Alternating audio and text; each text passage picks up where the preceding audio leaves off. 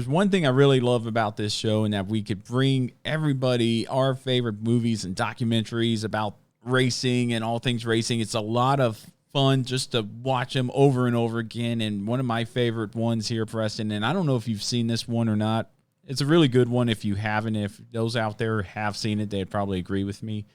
Unrivaled, a NASCAR on Fox or Fox Sports Films presentation of Unrivaled, Jeff Gordon versus Dale Earnhardt.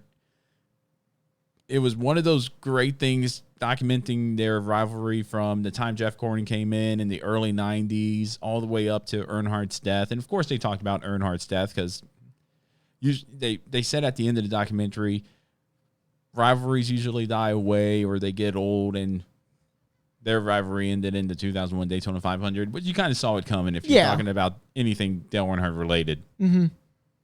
But this particular documentary, you know, Earnhardt was doing great, came in 79, won the 1980 Winston Cup championship, and was claiming all of these championships and doing everything. And then all of a sudden in 1992, Jeff Gordon comes in, and in 93 he makes his full-time start in the season. 94 explodes, and Jeff Gordon wins the Coke 600, and he wins the Brickyard 400, and he starts winning, and he starts getting championships. And all of a sudden, the fan base of NASCAR is split. Either if you're a working class man, a mechanic, Dale Earnhardt's your guy. If you are kind of like a little more refined, I hate to use the word little more refined, but that's kind of the way it perceived it. If you're a little more polished and everything like that, you're a Jeff Gordon guy. And everybody said, you know, and a lot of people said if you just polish up Dale Earnhardt a little bit, it would be a Jeff Gordon. Mm-hmm. They were so good on the track against each other, but really good friends off the track. It's like, you know, a lot of people said, I think they used their fame and on-track rivalry for them to make each other money. It's like, yeah, why not? Yeah. Let's make it a kind of a WWE thing where we'll shoot promos and be like, oh, we'll shoot at each other. Yeah. And then, you know, we'll just watch the money just roll in, let everybody pick a side and all that stuff. It was really well done. You know, of course, you know, Jeff Gordon was in it, Larry McReynolds, Dale Earnhardt Jr., and a lot of people just talking about this rivalry and how great it was. It was a really good rivalry, and it's worth a watch. I think it used to be on YouTube for free. It's not on YouTube anymore for free.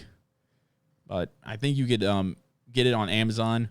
If I wanted to say there's a Motor Trend channel on Amazon, you could try out free for 7 days. I don't know how much it is per month. Yeah, Fox Sports 1 likes to play those different things comes on, every once in a while. It comes on FS1 a lot.